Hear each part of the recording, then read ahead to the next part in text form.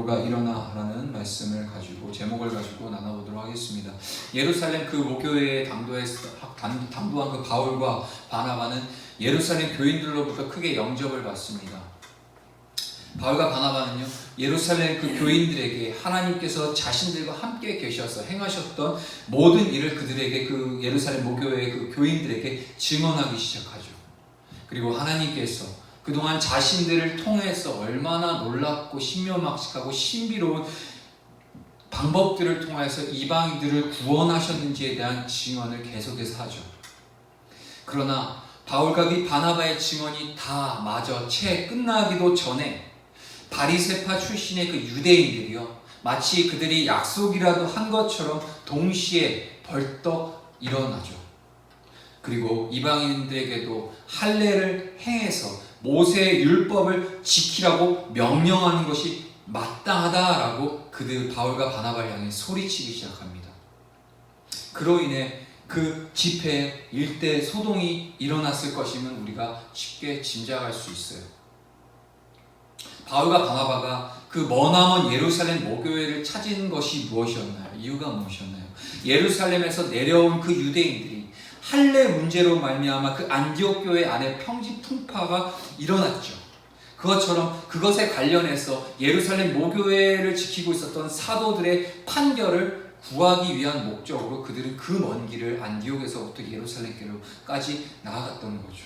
그러나 바울과 바나바가 막상 이 예루살렘 모교회에 도착해 가보니 뜻밖의 이 예루살렘 모교회에도 할례가 구원을 위한 절대 조건이라고 주장하는 유대인들이 있었다라는 거예요. 여기서 우리가 무엇을 알 수 있나요? 우리 안에서 유랑하고자 하는 어떤 그런 본능이 인간에게 있는 것 같아요. 떠돌고자 하는 그런 본능이 있는 것 같아요. 그 본능이 어디로부터 나오냐?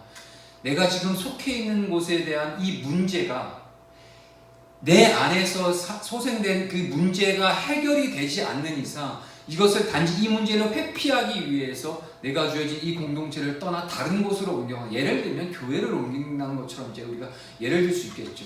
이 교회에서 생겨버린 이 문제로 인해서 내가 견디지 못하고 이것을 회피하기 위해 다른 교회에 간다고 한들 그 문제가 과연 해결이 될까요? 그것은 아니죠. 그 문제가 어떠한 문제이든지 간에 결국엔 거기에 속해서 그 영향을 받는 나에게도 그 문제에 어떤 영향권에 있다라는 사실을 우리는 망각하면 안 돼요. 물론 어쩌면 좀 다른 얘기일 수도 있겠지만 이 당시에 안디옥 교회에 일어난 평지풍파로 말미암아 그것을 해결받고자 예루살렘 교회를 그 먼 길을 따라 480km나 되는 그 먼 길을 따라 갔지만 결국엔 뭐가 나왔죠? 바로 예루살렘 교회 안에서 똑같은 동일한 문제가 그들에게, 그리스도인들에게 직면되어 있다는 것. 이것을 통해서 저는 우리가 때로는 상황을 회피하기 위해서 여기저기 유랑하고 다니는, 온전한 그리스도의 교회로서 잘 그것 가운데 뿌리를 내리고 하나님의 뜻과 선하심을 따라서 그 안에서 하나님과 함께 기도함으로써 또한 내가 다시 한번 회복되어지거나 아니면 그 문제를 해결해낼 수 있는 그 하나님으로부터는 그 원동력을 빌어서 거기서 해결받고자 하는 그런 마음이 필요한데, 그것이 아니라 또 다른 새로운 곳을 가면 이것이 해결되겠지, 아니면 내가 좀 새로워지겠지, 나아지겠지라는 어떤 기대감으로써 하나님이 원치 아니하시는 그 발걸음을 옮기는 경우가 많다라는 거예요. 저는 오늘 이 본문을 통해서 그러한 부분들, 늘 문제는 어딜 가나 있다는 거죠. 그 문제는 중요한 건 그 문제가 무엇이냐가 아니라 그 문제에 당면한 내가 어떠한 마음 자세를 갖고 있느냐라는 문제인 거죠. 자, 이것은 당시 그리스도인들 가운데 유대인들이 절대 다수를 차지하고 있었던 그 초대교회, 그때까지 복음을 그릇 이해하고 있는 유대인들이 전반적으로 아주 많았다는 사실을 구체적으로 나타내주고 있는 신뢰가 된다는 거죠. 오늘날처럼 이 당시에 성경 66권이 완전하게 완성되어 있었던 것도 아니고, 그들이 성경이라고 믿었던 것은 이 당시 초대교인조차도 결국에는 구약 성경뿐이 성경이 아니었어요. 그러니까 우리처럼 기록된 텍스트, 문자를 통해서 말씀이 나타내고자 하는 진리가 무엇인지 이들이 쉽게 알 수 있는 상황이 아니었고, 정말 그 삶의 문제 속에서 예수님의 제자들을 통해서, 사도들을 통해서 듣거나 구전으로 이야기 듣거나 아니면은 이렇게 삶을 통해서 깨달아 알고 성령의 인도하심을 따라 사는 것이 그들에겐 진리였다라는 거죠. 참 어려운 시대가 이 초대교회의 시대였지만 그럼에도 불구하고 성령께서 강하게 역사했었던 시대가 또한 초대교회였죠. 근데 이 평지풍파의 이 문제가 이 사도들이 대거 거하고 있었던 예루살렘 교회도 여전히 문제로 남아있었다는 사실. 할례 문제로 인해 자칫 이 예루살렘 모교회 역시도 안디옥 교회처럼 평지풍파에 휩싸일 수도 있는 상황이었다는 겁니다. 이에 사도들을 필두로 한 예루살렘 모교회 지도자들은요, 할례 문제에 관한 그 교회의 공식적인 결론을 도출해 내기 위해서 회의를 소집하게 되죠. 예루살렘 모교회의 지도자들은 말할 것도 없고요, 당시 그 할례 문제와 관련된 관계자들, 그리고 할례 문제에 관심을 가진 모든 교인들을 총망라한 최초의 대규모 회의가 오늘 15장 본문에서 이루어지고 있어요. 이것에 대해서 그 회의는 역사적으로 뭐라고 칭한다고 했죠? 제1회 예루살렘 공의회라고 우리는 불러지고 있어요.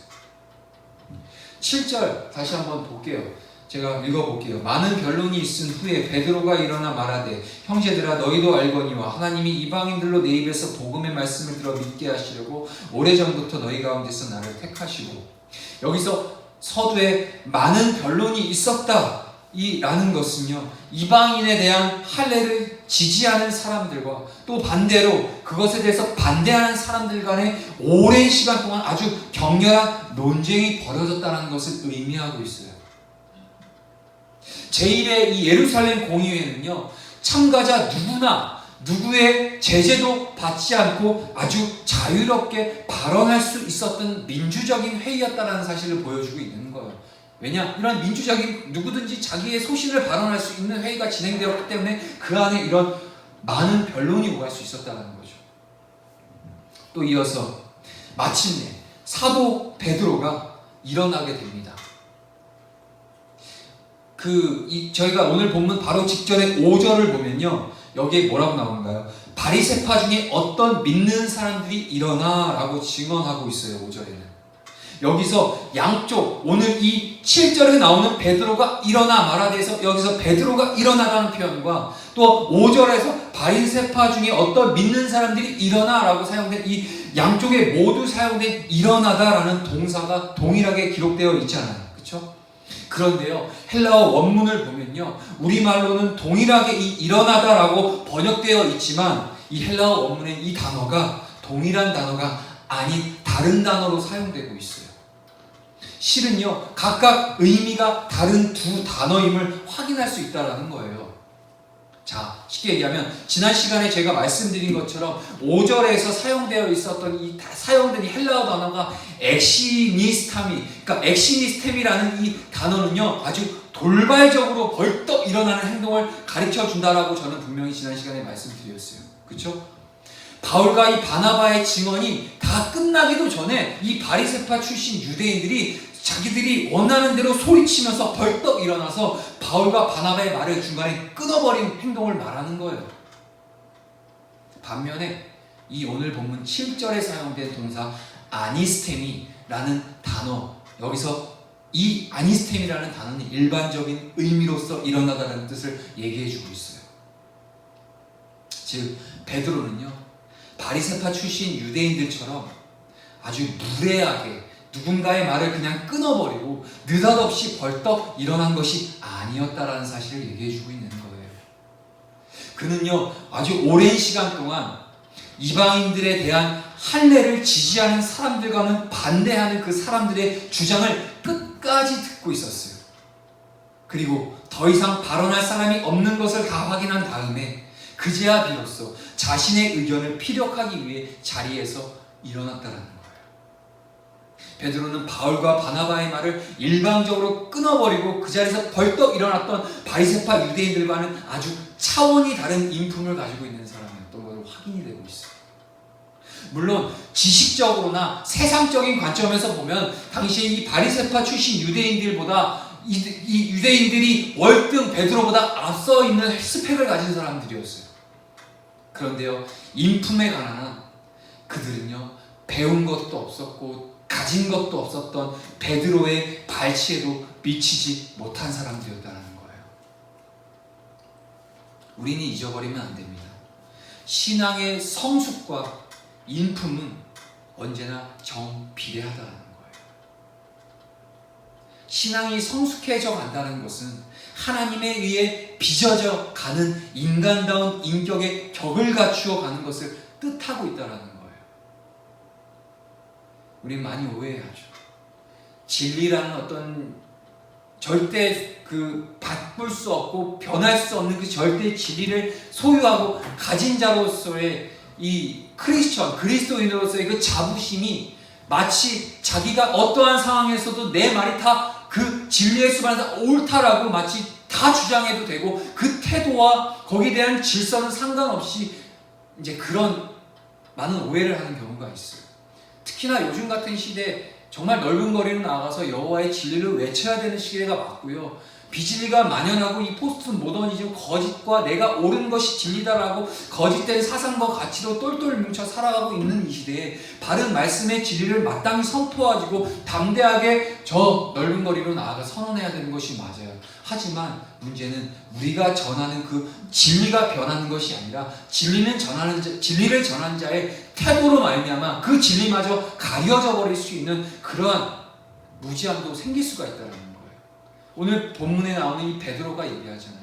앞으로 15장 계속해서 나가지만 결국 이 베드로 사도의 이 발언을 통해서 어떻게 됐나요? 할례가 예수 그리스도를 믿는 구원의 조건이 아니라는 사실이 이 예루살렘 공의회 가운데 이 베드로 한마디의 이 진리를 선포하는 이 베드로의 태도를 통해서 결국엔 사도들이 다 인정하게 되고 역사 가운데 오직 예수 그리스도의 믿는 믿음으로 말미암아 구원을 얻는다는 절대 불가할 수 없는 이 대체 불가할 수 없는 진리가 선언되어지잖아요.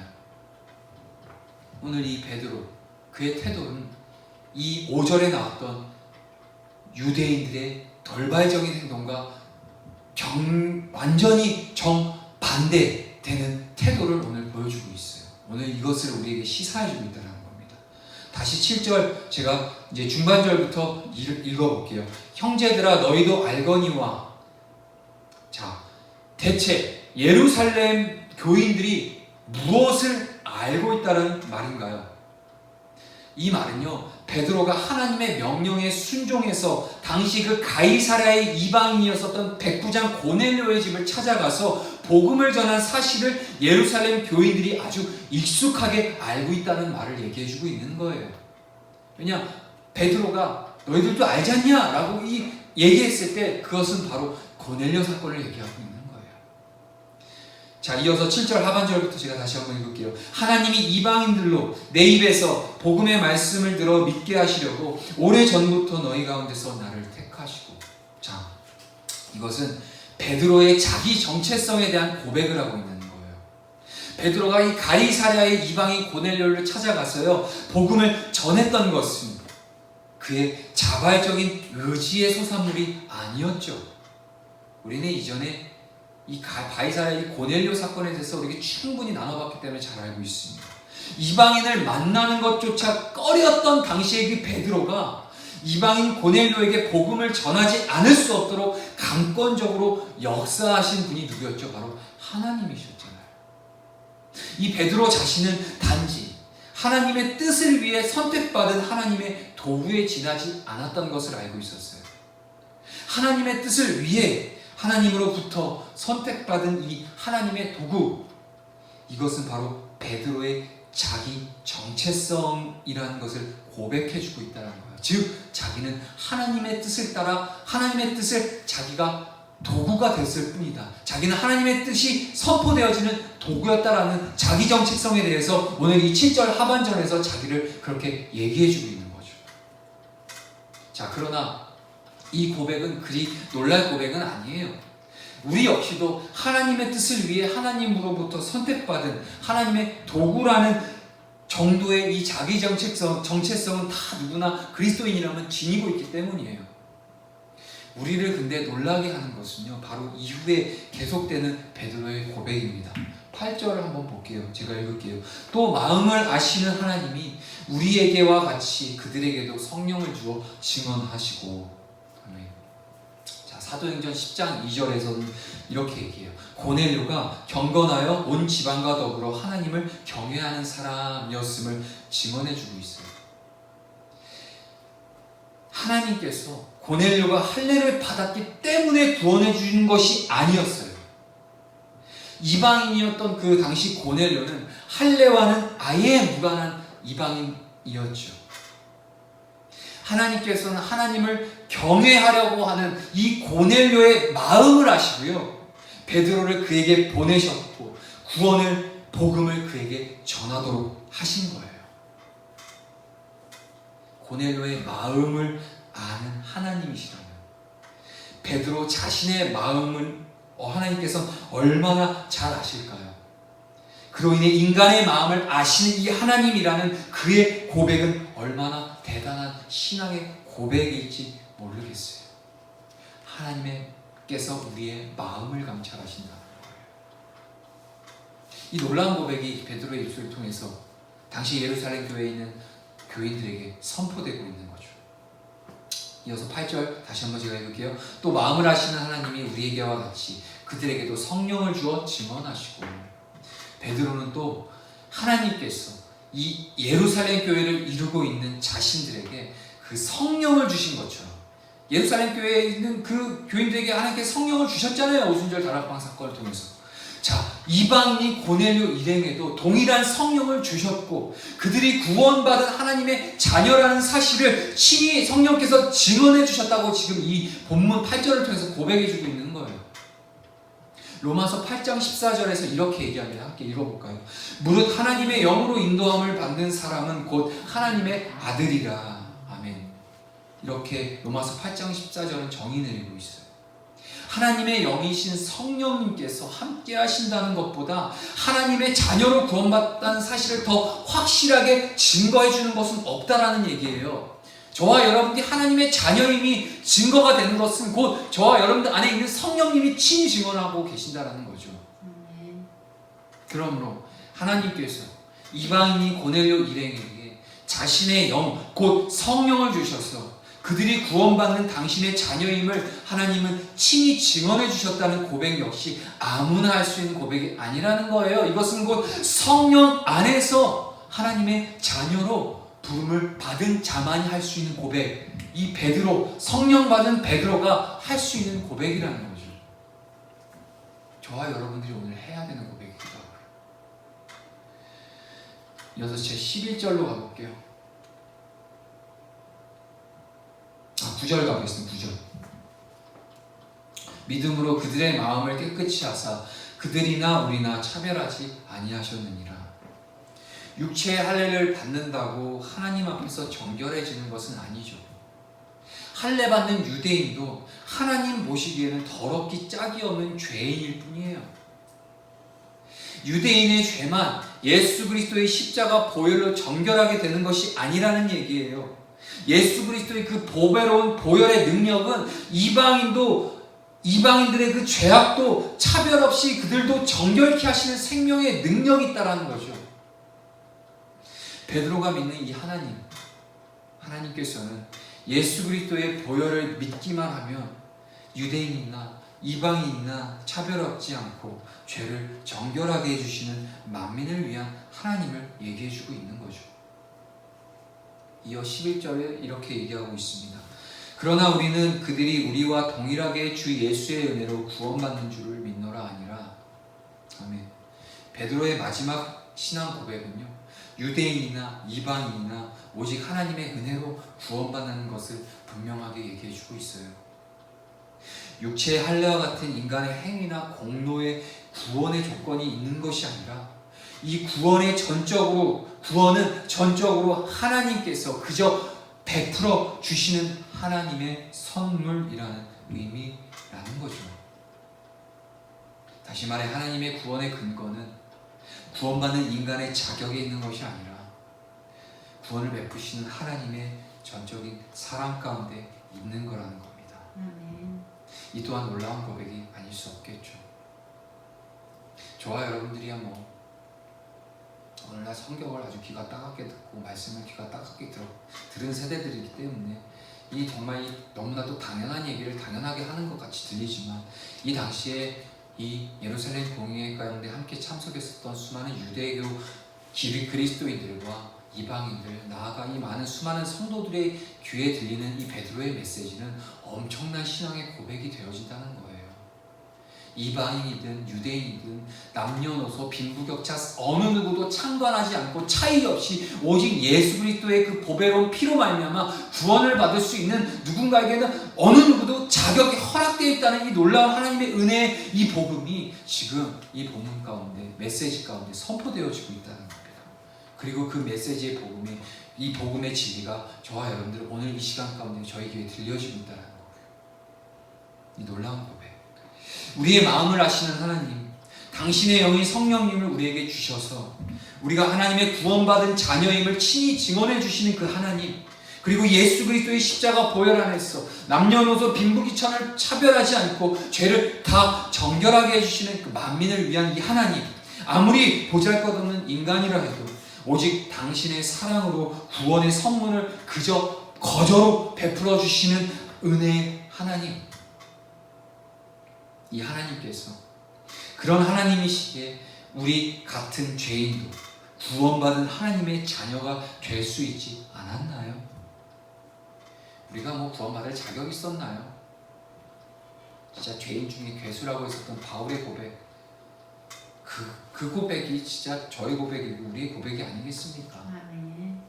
뭐 누가 나를 알겠나요? 내가 내 자신이 나를 가장 잘 알겠죠.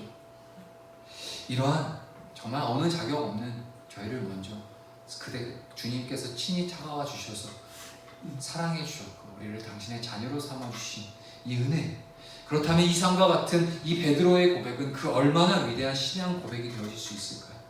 우리에게 있어서 이러한 신앙 고백, 이 위대한 신앙 고백이 우리의 입술 가운데서 날마다 선포되어져야 되는 겁니다. 하나님의 은혜가 없이는 우리는 아무것도 무용한 존재라는 사실, 하나님의 은혜가 없고 하나님의 전적인 완전한 그 사랑하심이 없으면 우리는 이곳 가운데 존재할 수 없는, 영원히 그 지옥행 열차 티켓만 갖고 우리가 영화 영벌로 나아갈 수밖에 없는 그런 존재라는 것을 우리가 믿음으로 고백되어져야 된다는 것. 이 세상 그 누구도 이보다 더 위대한 신앙 고백을 과연 어떤 누가 드릴 수 있을까요? 그리스도인이 아니고서는 이 신앙의 고백을 과연 어느 누가 이렇게 하나님 앞에 올려드릴 수 있을까요? 그러나 이 위대한 신앙 고백의 당사자였던 이 베드로는 위대한 학자가 아니었고요, 예루살렘의 엘리트 혹은 상류층 출신도 아니었다라는 사실이에요. 그는 가진 것 하나 없고 지닌 것도 없었고 내세울 것조차 없었던 그저 일자무식한 갈릴리의 빈민 출신이었을 뿐이에요. 그런 베드로가 어떻게 이처럼 위대한 신앙 고백을 행할 수 있었나요? 그것은 그가 하나님의 뜻을 아는 것으로만, 그저 지식으로 아는 것으로만 그친 것이 아니었고 하나님의 뜻을 자신의 삶으로 행함으로써 하나님이 어떤 분이신지 직접 체험하고 확인한 결과로 말미암아 고백되어진 신앙 고백이라는 겁니다. 본래 베드로, 그도 할례받지 않은 이방인을 꺼리던 전형적인 유대인이었죠. 그러나 그것이 하나님의 뜻이 아님을 깨달았을 때 베드로는 주저하지 않고 할례받지 않은 이방인 고넬료의 집을 자기 발로 찾아가 고넬료의 가족과 일행들에게 기꺼이 복음을 전하기 시작했죠. 베드로는 온 마음으로 복음을 받아들이는 그 고넬료를 바라보면서 그 고넬료의 마음을 아시고 자신을 고넬료에게 보내신 그 하나님을 확인하게 되었던 거예요. 하나님을 향한 그 구원을 간절히 사모했었던, 그 예수 그리스도를 향한 그 생명의 그 복음이 무엇인지 간절히 궁금하고 구원을 사모했었던 그 이방인이었던 고넬료를 향한 그 고넬료의 마음을 두 눈으로 확인했던 거예요. 그가 얼마나 간절했는지, 그리고 그 고넬료를 향한 하나님이 그에게 보여졌다는 겁니다. 체험하게 됐다는 거예요. 그 현장에서 자신이 말씀을 전할 때 이방인인 고넬료 일행에게 성령님께서 임하시는 것을 그 두 눈으로 목격함으로써 베드로는 그들이 하나님의 구원받는 자녀임을 친히 증언하시는 하나님을 그가 직접 경험하게 된 거라는 사실이죠. 하나님께서 자신으로 하여금 그들에게 세례를 베풀게 하심으로써 베드로는 예수 그리스도의 보혈 안에서 유대인도 이방인의 죄를 차별 없이 정결케 해주시는 만민을 위한 하나님을 확인했습니다. 그리고 그 모든 과정을 통해서 오직 당신의 사랑으로 유대인에게나 이방인에게나 구원의 선물을 그저 거저로 베풀어 주시는 그 은혜의 하나님을 체험하게 된 거죠.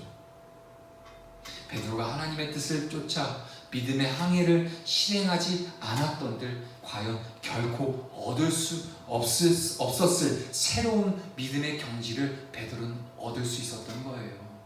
그는 실제로 체험하지 않았고, 그가 만약에 지식적으로 단지 예수님 공생의 3년의 그 기간 동안 그저 예수님 곁을 따라다녔었던 거기, 하지만 그의 머릿속엔 여전히 편만한 이전의 그 가치관, 그 신학, 유대 신학이 그냥 자리 잡아버렸다면 그에게 있어서 이러한 놀라운 체험이 일어날 수 없겠죠. 단지 지식적으로만 남았던 한낱 유대인과 다를 것 없는 그저 제자 베드로로만 남아있었을 뿐이었어요. 하지만 주님께서는, 주님의 그 은혜는 베드로를 친히 도구로 사용하셔서 베드로, 그 이방인 고넬료의 집을 찾아가게 하시고 그에게 복음을 전하게 하시고 그 집안 가운데 놀라운 성령의 역사가 일어나는 것을, 임하는 것을 베드로 눈으로 확인하게 되었고, 그대로 그 한 사람 한 사람을 직접 세례를 줌으로써 성령의 능력과 구원의 임재가 그것 가운데 임했다는 것을 그는 경험으로 알게 됐다는 겁니다. 그렇기 때문에 오늘 본문 이 제1의 예루살렘 공의회에서 담대하게 일어났어. 그 유대인, 그릇된 복음을 가르치는 그 유대인들을 향하여서 담대하게 진리의 복음을 선포할 수 있었던 거죠. 그렇듯 믿음의 항해를 실행한 이 베드로로 인해서 제1의 예루살렘 공의회가 이방인에게도 할례를 명령하는 것은 복음에 위배된다는 그 교회의 공식적인 결론을 도출해 낼 수 있었던 것이었죠. 그리고 그때부터 초대교회가 분열의 위기를 극복하고 본격적인 이방인 전도의 새로운 경지에 접어들 수 있게 되었고요. 그 또한 결코 우연한 일이 아니었다라는 사실을 우리는 성경을 통해 지금 확인해 볼 수 있는 겁니다.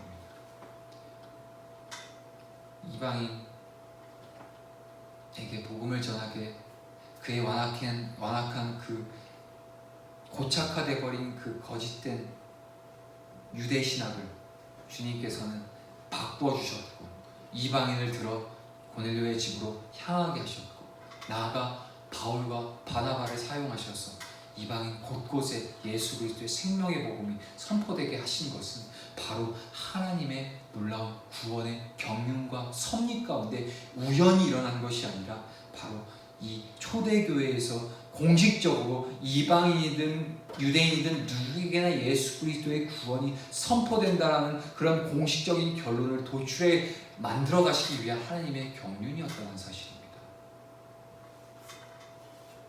애굽의 노예살이에서 해방된 이스라엘 백성은 하나님께서 주관하시는 구름 기둥을 따라서 앞으로 나아갔죠.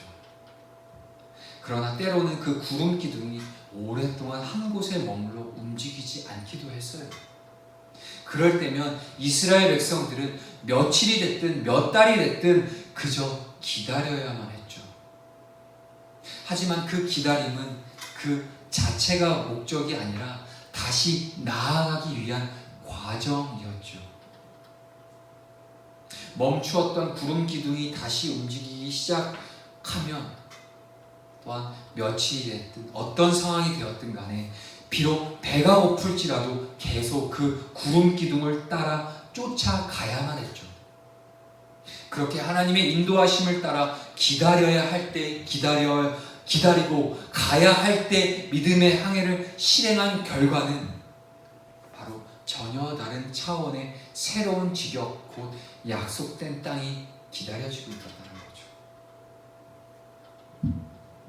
애굽으로부터 구원을 받아 하나님의 인도하심을 받아 살아가는 하나님의 백성으로서 더 이상 하찮은 생각과 판단으로 섣불리 하나님을 앞지르려는 어리석음과 무모함을 되풀이하지 말아야 된다는 사실을 우리에게 알려주고 있는 거예요. 기다려야 할 때 잠잠히 하나님을 기다리는 용기 있는 그리스도인이 되어야 된다는 사실이죠. 그리고 하나님의 뜻을 깨달았다면 하나님의 뜻을 깨닫고 즐기는 것으로만 그저 그치는 것이 아니라 어떤 상황이든 배가 고플 때든 반대로 배가 부르든 어떤 상황이든 간에 과감하게 믿음의 항해를 이루어 나갈 수 있어야 함을 오늘 본문이 우리에게 제시해주고 있어요. 그때에만 어떤 상황이든 간에 주님의 뜻이 선포되어지고 우리로 하여금 구름기둥이 이제 앞으로 당당하게 구름기둥이 진행될 때 우리는 멈추지 않고 믿음의 항해를 나아갈 때 훨씬 더 차원 높은 신앙의 여정을 따라 우리에게 약속한 그 땅이 우리에게 허락되어진다는 거죠. 그때에만 우리 모두 새로운 믿음의 경지를 얻게 될 것이고요. 신뢰가 추락할 대로 추락해져 버린 오늘 이 시대의 이 한국 교회를 다시 회복시키기 위한 도구로서 부름을 받은 이 시대의 베드로로서 저와 여러분들을 사용하실 거라는 그런 확신 속에서 오늘 우리의 날을 허락해 주셨다는 것. 아멘. 말씀을 맺도록 하겠습니다. 오늘 우리에게 주신 말씀에 여러 가지 메시지들이 있을 겁니다. 무엇보다 베드로가 진리를 가진 자, 어떤 세상의 그럴듯한 논리와 철학과 공식을 가져다 놓아도 절대로 변개되지 않고 바뀌어지지 않고 진리의 확신을 가지고 있었던 베드로는요, 그 예루살렘 회의 가운데 수없이 변론과 논쟁이 오갔던 그 회의 현장 가운데 그는 끝까지 그의 진리를 마음속으로 견고히 붙들고 그들이 하는 한마디 한마디를 놓치지 않고 다 듣고 있었어요. 그리고 때가 됐을 때 그 기다림 가운데 얼마나 중간에 튀어나오고 싶었겠습니까? 말도 안 되는 소리 짓거리고 있는데. 하지만 베드로는 자기 안에 살아 역사하시는 그 생명의 그 진리가 절대로 그 어떤 세상의 가치와 공식과 어떤 내놓으라는 그럴싸한 어떤 그런 가치가 자기 안에 있는 진리를 조금 더 희석해낼 수 없다는 분명한 믿음이 있었기 때문에 그저 그래 너희들 얼마나 그렇게 너희들 떠드냐 한번 보자 하고 잠잠히 기다린 가운데 때가 됐을 때 그는 일어나 하나님의 말씀과 진리를 담대하게 선포하죠. 이방인에게도 유대인에게도 누구에게나 차별 없이 구원의 은혜가 임한다는 사실. 그러한 기다림, 그러한 인내, 오늘 이 시대 가운데 필요한 것 같습니다. 아멘. 마땅히 진리를 가진 자는요, 목소리가 커질 필요도 없어요.